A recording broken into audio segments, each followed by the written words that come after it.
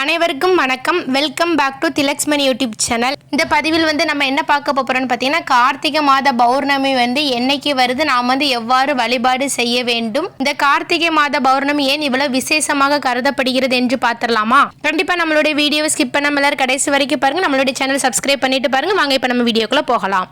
பொதுவாகவே அமாவாசை பௌர்ணமி திதி ரொம்ப விசேஷமானது. அதிலும் குறிப்பாக இந்த கார்த்திகை மாதம் வரக்கூடிய பௌர்ணமி திதி ரொம்ப ரொம்ப அற்புதமானது. நல்ல ஆற்றல்களை உணர்வதற்கு ஏதுவாக இந்த பௌர்ணமி திதி அப்படிங்கிறது அமைகிறது.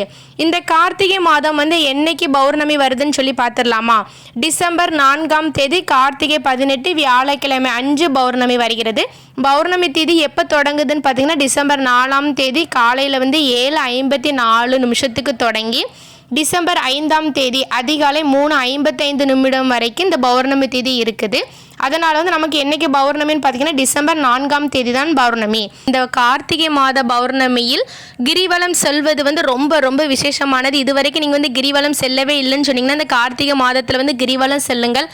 கண்டிப்பாக ரொம்பவே கூட்டமாக இருக்கும். நம்ம ஒரு இடத்துல நின்னாலே போதும், நம்மளை அப்படி தள்ளிட்டே போயிடுவாங்க. அந்த அளவுக்கு ரொம்பவே கூட்டமாக இருக்கும். அதனால் கிரிவலம் போகிறவங்க பார்த்து கவனமாக போங்கள். இந்த கார்த்திகை மாதம் பௌர்ணமி அன்று திருவண்ணாமலையில் கிரிவலம் வருவது ரொம்ப சாதாரண விஷயமே கிடையாது. ரொம்ப சிறப்பு வாய்ந்ததுன்னே சொல்லலாம். அதனால் கண்டிப்பாக கிரிவலம் போக முடிஞ்சவங்க கண்டிப்பாக சென்று வழிபாடு செய்யுங்கள். ரொம்ப சிறப்பாக சொல்ல போனால் பௌர்ணமி சிவபெருமானுக்கும் வழிபாடு செய்வதற்கு ரொம்ப ரொம்ப சக்தி வாய்ந்தது. அதே போல் அம்பிகையும் நாம் வழிபாடு செய்யலாம். இந்த கார்த்திகை மாத பௌர்ணமியில் குலதெய்வம் கோயிலுக்கு சென்று வழிபாடு செய்வது ரொம்பவே நல்லது. முடிஞ்சவங்க கண்டிப்பாக வீட்டுக்கு அருகில் குலதெய்வம் கோயில் இருந்தால் நிச்சயமாக சென்று வழிபாடு செய்யுங்கள். இந்த கார்த்திகை மாத பௌர்ணமியின் போது குலதெய்வத்தை வழிபாடு செய்வதால் குலதெய்வத்தின் ஆசீர்வாதம் பரிபூரணமாக உங்களுக்கு கிடைக்கும். இந்த கார்த்திகை மாத திதியில் நீங்க தானம் செய்ய வேண்டிய பொருள் என்னன்னு பார்த்தீங்கன்னா, ஆடை தானம் செய்வது ரொம்பவே நல்லது. முடிஞ்சவங்க கண்டிப்பாக ஆடை தானம் செய்வதற்கு பாருங்கள்.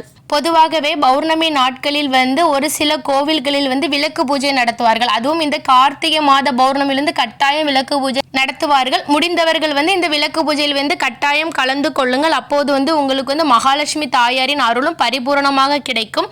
விளக்கு பூஜையில் கலந்து கொள்வதால் சகல சௌபாக்கியங்களும் நிறைந்து வாழலாம். முடிஞ்சவங்க சிவபெருமான் ஆலயத்திற்கு சென்று வழிபாடு செய்யுங்கள். அப்படி எனக்கு சிவபெருமான் ஆலயத்திற்கு சென்று வழிபாடு செய்ய முடியவில்லை என்றால் நீங்கள் வீட்டில் மாலை நேரத்தில் சிவபெருமான் ஃபோட்டோ இல்லைன்னா சிலை வச்சுருந்தீங்கன்னா அதற்கு முன்பு 2 நெய் தீபம் ஏற்றி வைத்து நீங்கள் வழிபாடு செய்யலாம். சரி, கார்த்திகை மாதம் பௌர்ணமி முருகப்பெருமானுக்கு சிறப்பு கிடையாதான்னு சொல்லி கேட்டேன்னா முருகப்பெருமானுக்கு சிறப்பு வாய்ந்தது தான். அன்றைய தினத்தில் நீங்கள் விரதம் இருந்து முருகப்பெருமானை வழிபாடு செய்வது ரொம்ப விசேஷமானது. அன்றைய தினத்தில் முடிஞ்சவங்க முருகப்பெருமான் ஆலயத்திற்கு சென்று 2 நெய் தீபங்கள் ஏற்றி வழிபாடு செய்யலாம். முருகப்பெருமானுடைய ஆசீர்வாதம் பரிபூரணமாக கிடைக்கும். கோயிலுக்கு செல்ல முடியாதவங்க இதேபோல் வீட்டில் விளக்கேற்றி வழிபாடு செய்யலாம். அன்றைய தினத்தில் தானம் செய்யுங்கள், ரொம்பவே நல்லது.